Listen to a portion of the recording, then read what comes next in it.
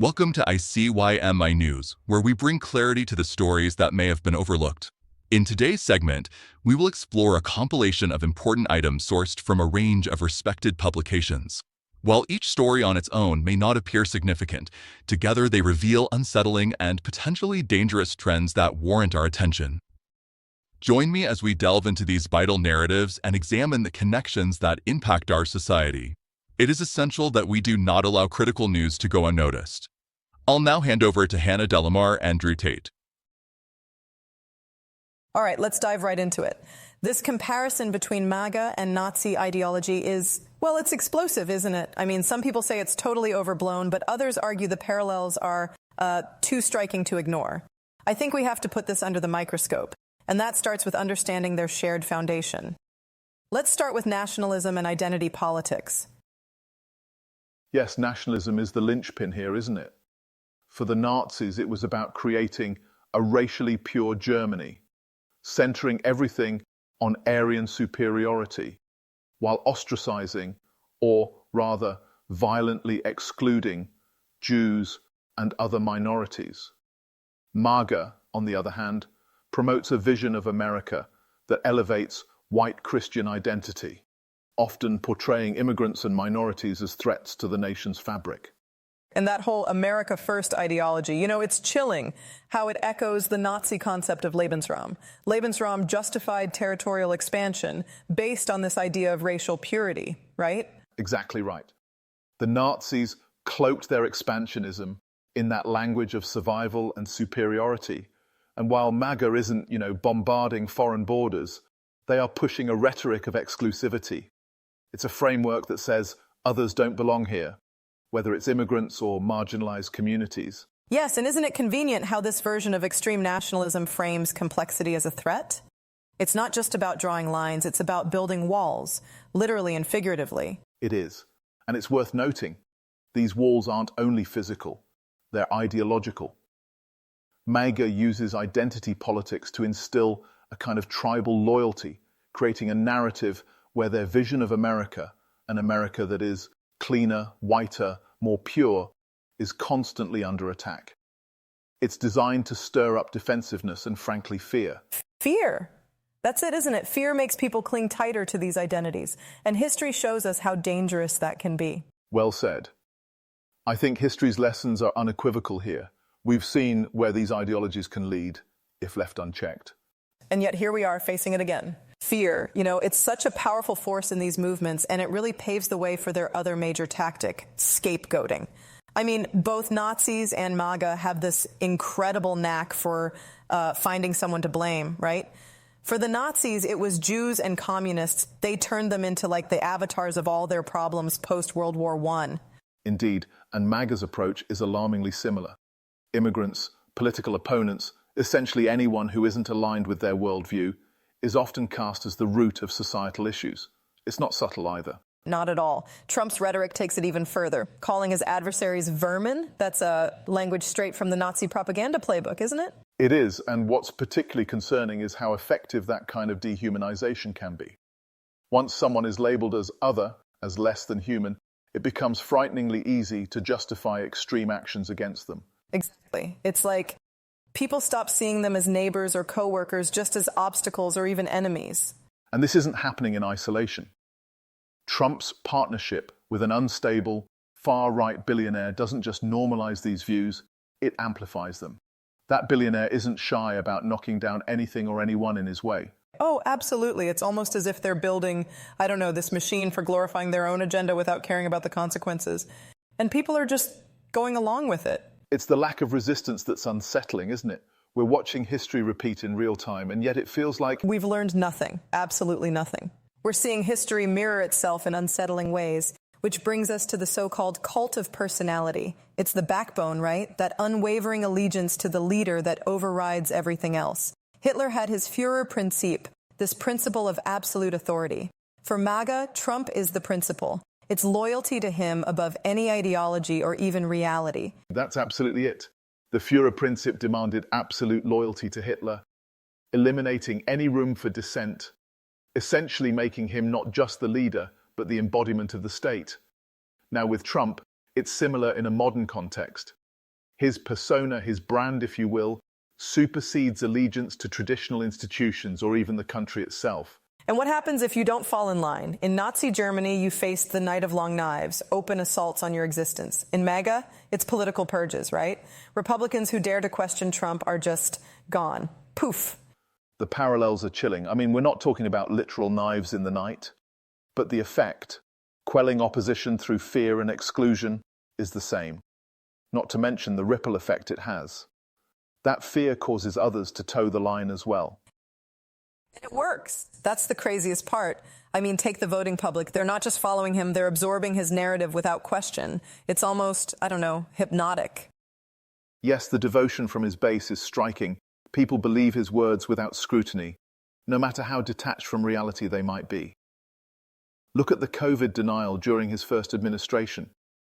Entire swaths of people dismissed scientific proof because Trump said it wasn't real. Right, and here we are years later, and they still think it's all some elaborate hoax. How does that happen, Drew? It's the power of a cult of personality. When you elevate someone to that status, their word becomes gospel, their narrative unassailable. Facts, evidence, those become irrelevant. The leader's truth becomes the only truth, and followers internalize it completely. And it's terrifying, because if they're willing to rationalize outright lies, then where's the line? Is there even a line anymore? That's the fundamental question, isn't it? How far does this absolute loyalty go before it begins dismantling the very fabric of democracy? Especially when that loyalty becomes a requirement rather than a choice. So if loyalty has no limits, how is it maintained? That brings us to propaganda and media manipulation. I mean, it's not like MAGA invented it, but wow, they've really perfected it. Drew, does this not feel like stepping into a time machine? Absolutely, Hannah. I think what's most striking is how carefully these methods mirror the playbook of Nazi Germany. You look at their Ministry of Propaganda under Goebbels, it controlled media, art, and even simple messaging, all to make sure every narrative aligned with its ideology. Now compare that to modern-day MAGA. We're seeing a disturbing parallel, aren't we? Oh, completely. Fox News, YouTube channels, social media, they've basically built this echo chamber where opposing ideas either don't exist or are painted as dangerous. I mean, labeling mainstream media the enemy of the people, that's textbook propaganda language right there.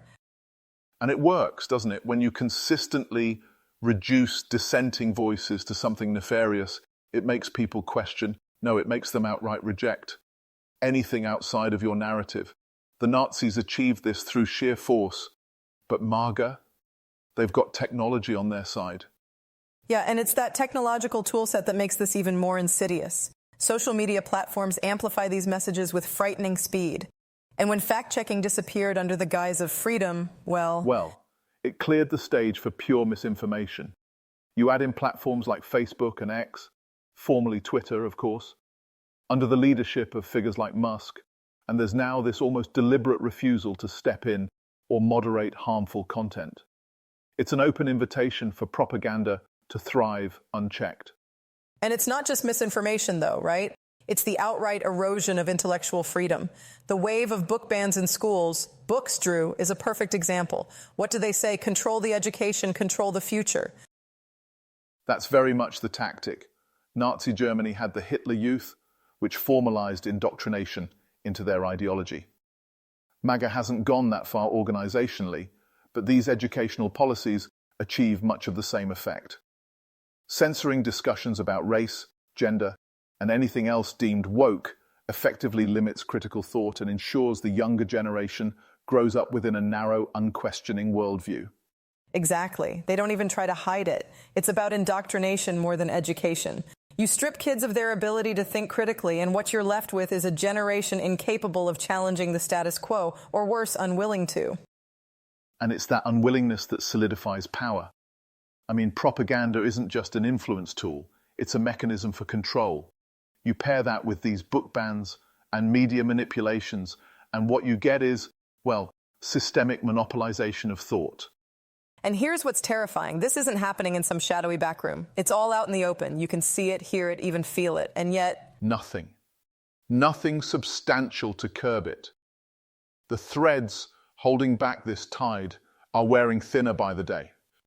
And that's exactly where the societal impact comes crashing in. It's not just about controlling thought. It impacts lives, communities, futures. Drew, education and indoctrination are such personal battlegrounds in all this. Let's dive in because this one hits close to home for a lot of people. It does, absolutely. I mean, the Nazis were very deliberate in how they approached this. You've got organizations like the Hitler Youth forming the backbone of their strategy to essentially program young minds with their ideology. It was structured, relentless indoctrination. And MAGA hasn't established a formal organization like that, but their educational policies, they're following the same playbook, aren't they? Censorship, book bans, stifling discussions on race and gender. It's all designed to streamline kids' perspectives so they're not growing up with critical thinking skills or even multiple viewpoints for that matter. Exactly. It's insidious because it's couched in the language of protecting children or standing against so-called woke indoctrination. But what's really happening is the opposite. It's narrowing the scope of what children are allowed to question, consider, or even imagine. And as you said, it's like control the young minds and you control the future. Right, and they're not even subtle about it. These book bans aren't random or, coincidental. They're targeted. Books that challenge their narrative, gone. Teachers who try to teach outside this rigid framework, they're scared into silence or they leave. The sheer fear within educational institutions is palpable, isn't it? Tutors, lecturers, even parents in some cases, they feel powerless. Either they comply or risk enormous backlash. And that's exactly how systems crumble, Drew, piece by piece. I mean, we're watching it happen, aren't we? First, they control the content, then they control the educators, until American history itself becomes, MAGA history. And this erosion isn't just confined to education. It ties seamlessly into the broader authoritarian tendencies we've been discussing. You look at the Nazis, they dismantled democratic systems, sidelined dissent, and consolidated totalitarian control. MAGA might not wear the swastika, but their push for unchecked executive power is eerily reminiscent. Oh, absolutely. The whole drain the swamp rhetoric, for example, sounds good in sound bites, but in practice, it's become this excuse to undermine checks and balances. It's not about cleaning house. It's about expanding power, unchecked, and silencing anyone who dares stand in the way. Precisely. What we're seeing now, appointments of loyalists, eliminating experienced career officials, it's systematic. The guardrails of democracy, already fragile, are coming off entirely. And people are being lulled into thinking this is okay, even normal. And here's the kicker. It's not about ideology. It's about control. MAGA isn't selling a vision of unity. It's consolidating power through division, through fear, through silencing dissent entirely. We're watching as the boundaries that hold this all together are intentionally eroded. Today it's education. Tomorrow it's everything else. Drew, as we've been breaking this down, the broader picture becomes disturbingly clear, doesn't it? We're looking at extreme nationalism, scapegoating, propaganda, and authoritarian control, all tactics that evoke chilling parallels to Nazi ideology. It's eerily similar for anyone willing to connect the dots. Yes, Hannah. And despite the clear differences in historical context, the mechanisms, the tools they use to consolidate power and control both narratives and people are strikingly similar. It feels as though history is offering us a cautionary tale, unfolding in real time. It's hard to ignore the urgency, right? This isn't hypothetical anymore. These threats to democratic values, to free thought, they're not creeping up slowly. They're here, in plain sight. Exactly.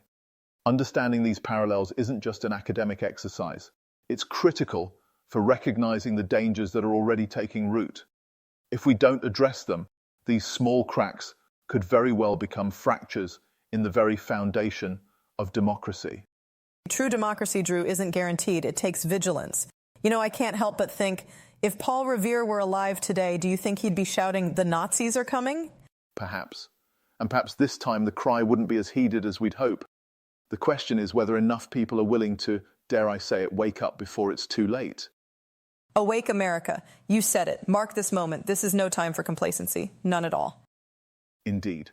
And on that note, we leave you with this. Stay vigilant, stay informed, and for goodness sake, stay engaged.